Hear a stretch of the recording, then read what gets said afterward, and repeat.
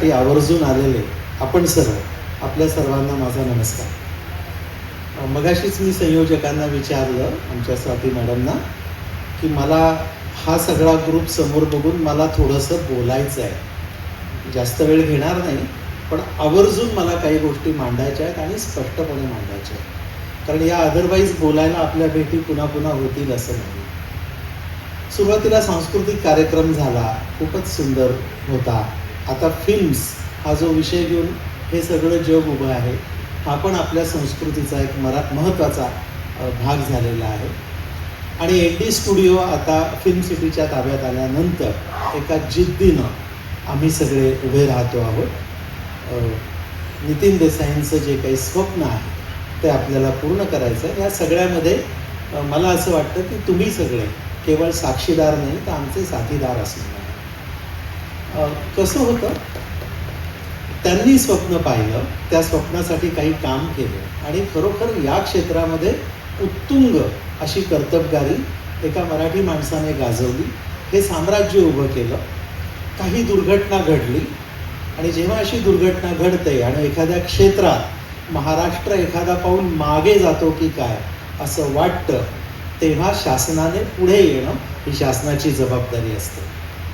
आम्ही ती जबाबदारी अतिशय नम्रतेने स्वीकारलेली आहे. नेहमीच तुलना होते की प्रायव्हेट पद्धतीनं होणाऱ्या गोष्टी आणि शासकीय पद्धतीनं होणाऱ्या गोष्टी. शासकीय पद्धतीनं होणाऱ्या गोष्टींबद्दल काही वेगळं बोलण्याची दिवाणखान्यात बसून चर्चा करणाऱ्यांना सवय असते.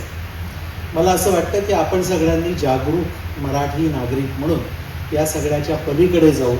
हे जे एक आव्हान आम्ही स्वीकारलेलं आहे, आमच्या बरोबर राहा, आम्हाला सूचना द्या, आपण बदल करू, आपण सर्वाधिक चांगलं कसं करता येईल ते करू. आपल्या साथीनंच ते शक्य होऊ शकेल. अन्यथा अनेक सरकारी उपक्रम हे कल्पकतेअभावी कसे कोमेजून गेले अशी पण उदाहरणं आपण पाहिली. आणि काही सरकारी उपक्रम कल्पकता वापरल्याने कसे पुढे गेले हे पण आपण पाहिलेलं आहे. आपण त्यातल्या कुठल्या कॅटेगरीमध्ये येणार हे आता आपल्यावर अवलंबून आहे. आपल्या सगळ्यांना हे एक आवाहन आणि आव्हान हे दोन्ही आहे.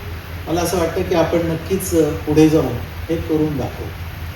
फॅम टूर ही जी कन्सेप्ट आहे ते हे सगळं समजून घ्यायचं. जास्तीत जास्त फॅम टूर्स करण्याचा आमचा प्रयत्न आहे. स्वाती मॅडमने अनेक उपक्रम सांगितले. म्हणजे सेट हा एक विषय घेऊन, एक मुद्दा घेऊन एकूणच फिल्म्स या विषयाकडे होलिस्टिकली बघण्याचा हा एक प्रयत्न. म्हणून इथं स्क्रिप्ट रायटिंग वर्कशॉप्स पण होती. त्याचबरोबर त्यांनी सांगितलं की इथे एखादा मेळावा किंवा प्रशिक्षणं ही सुद्धा आयोजित करण्यासाठी हा एक चांगला वेग आहे.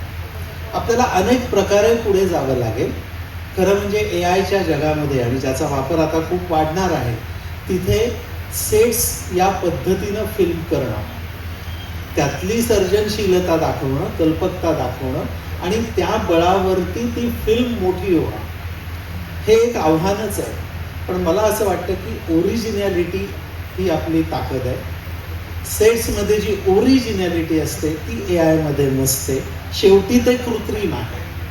हा एक जो मोठा लढा आता अगदी जागतिक पातळीवरती पण आहे की AIद्वारे आलेल्या कृत्रिम गोष्टी आणि नैसर्गिकरित्या आलेल्या मानवी गोष्टी यांचा एक वेगळ्या वेगळ्या क्षेत्रांमधला संघर्ष पुढच्या काही काळांमध्ये दिसणार आहे. तोच संघर्ष आपण एनडी स्टुडिओमध्ये पण बघणार आहोत, अनुभवणार आहोत आणि पुढेही जाणार आहोत. असं करताना AIचा आधार आपण नक्की घेणार आहोत, त्याचा उपयोग करून घेणार आहोत, त्याच्यातून काय साधता येईल हे आपण बघणार आहोत. हे सगळं बोलता बोलता मघा सूत्रसंचालकांनी आणि सांस्कृतिक कार्यक्रम होताना आपण संस्कृतीबद्दल बोललो. मी आता सांस्कृतिक कार्य विभागाचा सचिव आहे. हा चार्ज घेतल्यानंतर खरोखरच इतक्या गोष्टी समोर येत आहेत. म्हणजे तुम्हाला मी खरंच सांगतो की पूर्वीपासून थोडाफार मराठी भाषेचा, साहित्याचा, संस्कृतीचा, फिल्म्सचा हा अभ्यास करून सुद्धा प्रत्यक्ष मी आता जे चित्र बघतोय ते खूपच भव्य आहे. म्हणजे आपल्या महाराष्ट्राची संस्कृती ही अनेक बाबतीत ही इतकी मोठी आहे की ती जगापुढे मांडायला आणि ती प्रिझर्व करायला आपण कमी पडतो. आणि हे मला सर्वात मोठं आव्हान वाटतं. फिल्म्स हा त्याचा एक महत्त्वाचा भाग आहे, महाराष्ट्राच्या संस्कृतीचा एक भाग आहे. कित्येकदा आपण पोकळ शब्दांमध्ये वाहून जातो. म्हणजे मुंबई महाराष्ट्रात आहे आणि तिथेच तर बॉलिवूड आहे, म्हणजे मग आम्ही किती ग्रेट. तर याच्यात वाहून जाण्याची गरज नाही. पूर्वी आम्ही किती ग्रेट होतो हे पुन्हा पुन्हा सांगायची गरज नाही. पुढे तुम्ही काय करणार आहात ते सांगायची गरज आहे. आणि मला असं दिसतं की कित्येक क्षेत्रांमध्ये असं आढळून येतं की मागच्या यशाचं गुणगान करण्यात आम्ही मग्न झालेलो आहोत. त्यातून जरा बाहेर येऊन आपण नियोजन करूयात. महाराष्ट्रीयांकडे बुद्धिमत्ता आहे, कर्तबगारी आहे, कल्पकता आहे आणि त्याच्यामुळे आपण अशक्य ते शक्य, असाध्य ते साध्य करिता अभ्यास केला तर ते शक्य होईल असं मला वाटतं.